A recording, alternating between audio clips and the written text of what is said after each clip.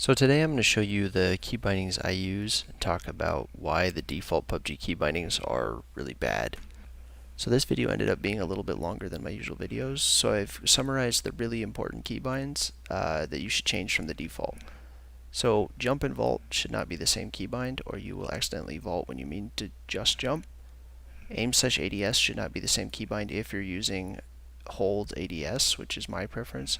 Default vehicle seat keybinds are really bad, so I recommend using custom keybinds for vehicle seats. Auto-equip attachments in your gameplay functionalities should all be on, makes looting significantly faster. Your default fire rates should all be set to full auto. Binding quick marker to left mouse will make it so that as soon as you start shooting, you can immediately let your team know what you're shooting at, which I think is super helpful. And then if your ping is bound to middle mouse, which is the default, you need to make sure that your reset zeroing is not also bound to middle mouse, or your red dot will be reset to whatever the default color is every single time you go to mark something on the minimap. So that's kind of the highlights. Now I'll dive into the more extended version of all these concepts, but I just wanted to quickly get these points across. At the end of the day, the important thing to keep in mind is that everyone's key bindings is just personal preference. So I really don't think you should take any one person's opinion on this. I think you should try a couple different key bindings and see what feels best. So to start with, let's look at gameplay. So inventory character render, you may theoretically save a little bit of FPS by turning this off. Colorblind mode, this is all personal preference. I have a whole video on that. Crosshair color, again, personal preferences. I like changing it to be a slightly different color just because it's more fun that way. It helps the visibility a little bit. Weapon slot HUD, I like this on just so you can see what guns you have. Kill feed limit, you should turn it up higher than the default in my opinion, just to make it easier to see what's happening. Loot glow is what basically this is. When you hover over loot on the ground, it'll glow. It can be a little bit easier to see. So you can have this be a dynamic glow or a constant.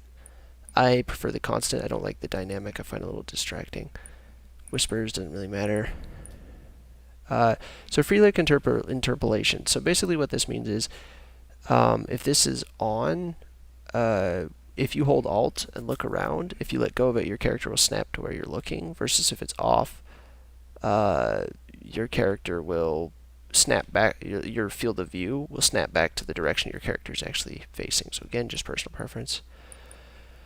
So auto reload, this is the first one that's kind of controversial. So with this, the thing to be aware of is that auto reload being on, if say you spray all 40 bullets in your magazine and you're caught in the open, if you have auto reload on, your character will start reloading, and while you're reloading you can't sprint.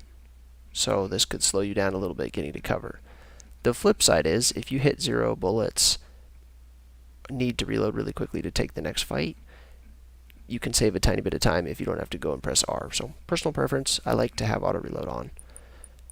All of your gun firing modes should be full auto, with the exception of, in my opinion, the default firing mode for DMRs, because this basically just affects the MK that you get from crates. That's really the only gun that's going to apply to. Hide helmet, it's all personal preference. I don't care. You get slightly better FPS if you turn off live stream screens. Additional action queuing is an incredibly valuable thing to have on. So default PUBG keybinds, if you say are shooting and you fall off a slight ledge, it will force you out of the ADS animation, and you won't go back into it automatically. If instead you turn on additional action queuing, you will immediately go back in ADS as soon as you can. So this is very similar to how most shooters work. 100% recommend turning on additional action queuing. I like this off just so I can see my guns, but all the auto equipping attachments, I'm a big fan of all of these. They make looting faster. Replay, basically just whether you want to save replay files or not. They use a pretty negligible amount of space on your hard drive. Death cam, same thing. Network debug statistics. So this just lets you see the ping in the top left corner. So I like to have this on. So now we get to key bindings, which I would say is really the meat and potatoes piece. So the first big one is jump/vault. You do not want jump and vault on the same button, because what will happen if you're trying to, say, bunny hop next to a wall to shoot a gun over, particularly if you have like a shotgun, you'll start vaulting it when you mean to jump. So I 100% recommend you unbind this. So just click on it, click escape to unbind it, and then jump only, space. In my case, I like V for vault only. Crouch is just your personal preference. I like C. Prone for me is X. Interact is F. Toggle perspective is H, but this only matters if you play TPP. Auto run, again, all personal preference. Free look. The next big one is aim/ADS. So by default, PUBG has it set so that if you right-click right mouse once, you'll go into ADS. If you hold right mouse, you'll go into a sort of an enhanced hipfire aim, which they call aim. If you are going to use hold ADS, it is critical that you don't use aim/ADS as right mouse. Because if you're using hold ADS and your aim/ADS is both bound to right mouse, there'll be a significant delay when you ADS. So what you're going to want to do is set that to be two separate keys. So I unbind them. My aim is caps lock. My ADS is right mouse. Candid sights, honestly, candid sights are pretty bad in my opinion. I don't really use them. I don't think there's a good reason to. This is personal preference. Some people like to disable the scroll wheel for weapon swap so that they don't accidentally weapon swap and they don't mean to. I leave it on. I don't really use weapon swap with scroll wheel ever, but it's convenient every now and then. Left and right peaks, just personal preference. So holster weapons, I don't. I usually have that bound to tilde.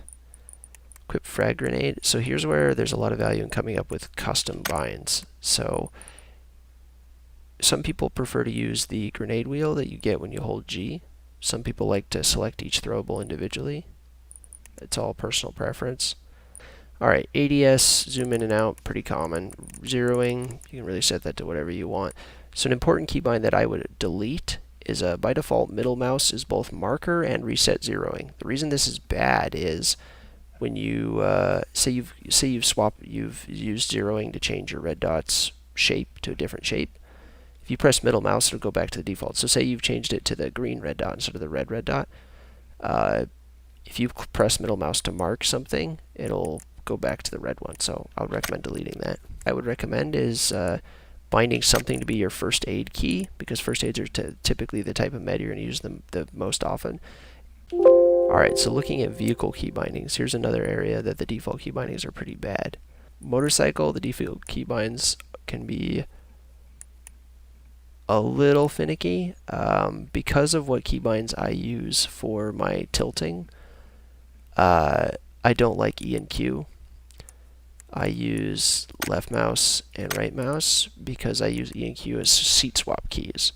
So tipping the motorcycle midair it doesn't work because you'll seat swap while you're trying to do it. Here's the big one to change. So this is awkward as hell to do drive-bys with these default vehicle seat binds. So I recommend Shift W, W. So what this means is when you hop into a car, you just walk up to a car, press F to get into it, and just immediately take off if you're holding shift space. I like E, I like Q, and then C4 is C. Again, all personal preference. I just recommend putting some custom binds in there because the default are really bad. Alright, so looking at UI, what I like to do is put quick marker to be left mouse, because what this means is when you're shooting at your gun, it'll immediately put a little beam up the top of your compass showing your teammates which direction you're shooting at. Default wheels, like I said before, G for grenade and the tilde key for heal items. So if you have your unarmed key bound like I do, you're going to want to get rid of that so they don't conflict. Alright, so looking at controls, there's a couple things I want to highlight. First off is that the default sensitivity is way too high. It's incredibly awkward, and you'll never be precise on this high of a sensitivity. So at 800 DPI, I like to use 35 and then 28 for all of my sensitivities. I like to turn on individual scope sensitivities, so you can adjust them all individually. And then set these to 27. Alright, so the next big thing is aim and ADS. So aim is the hipfire aim. So I prefer to have that on hold, and then I have ADS on hold. Alright, so the next thing is audio, and as you can tell, there's this annoying loud ass music that you should immediately turn off. Now with that done, we can look at the other things. I recommend leaving remastered volume sounds. I think the audio balancing is a little bit better. But if you like the older sounds, you can turn them on. Unfortunately, it's all or nothing. You either get legacy sounds or you get the new sounds. HRTF should be on. This has a significantly positive effect on your ability to hear gunshots and gauge directionality. Alright, so moving on to graphics. I'll show you what I use to, and these are what I've found to give me the best FPS on my computer setup at 1440p. So again, a lot of this is personal preference. A lot of this is what you think makes you the best able to see enemies. So what I like to do is cap my FPS to 200. This has a positive effect in terms of stability, in my opinion. You notice less micro stutters. When a couple patches ago, it was particularly noticeable where your FPS would spike up to 200, 300, and then you'd get a little micro stutter, and it would temporarily drop to 60. And capping it can help with that. Alright, render scale, I recommend 100. 120 will give you better looking graphics, but it'll make it slower. You'll get less frames. FOVs, personal preference, I like 93.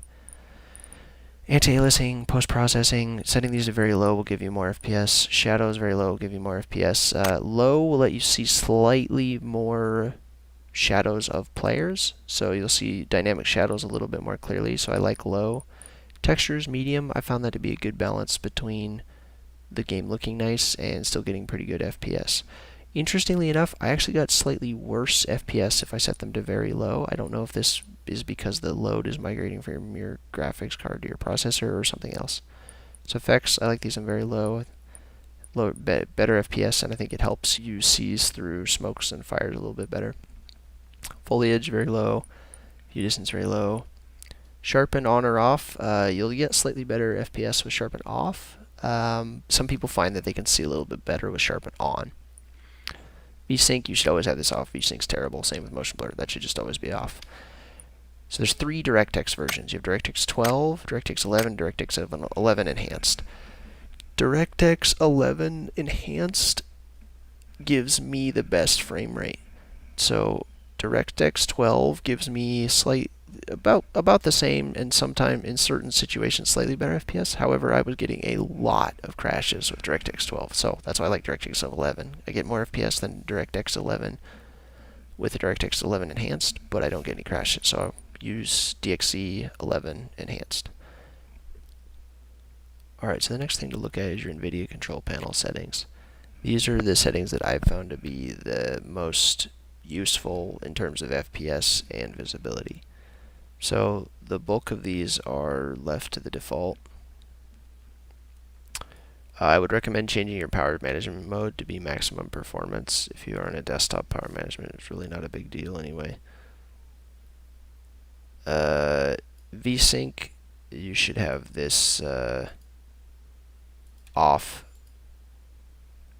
And then the other big change I would make is go to your display and then go to adjust desktop color settings. I like to set the gamma slightly higher. I find it a little bit easier to see. And the other big change I like to make is the digital vibrance. I increase digital vibrance, so this makes it a little bit easier to see on PUBG as well.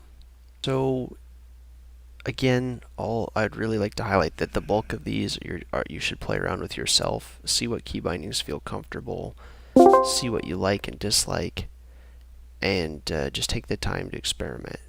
If you have any questions, if you have any comments, just put them down below. Let me know if there's different settings that you prefer. I gotten a couple people that had asked for this video, so it's a little bit longer and it's a little bit more just stream of consciousness than my usual videos. But thank you for watching. I appreciate it. If you like these videos, subscribe. I'm going to continue making these as long as people are getting some value out of them. Thanks.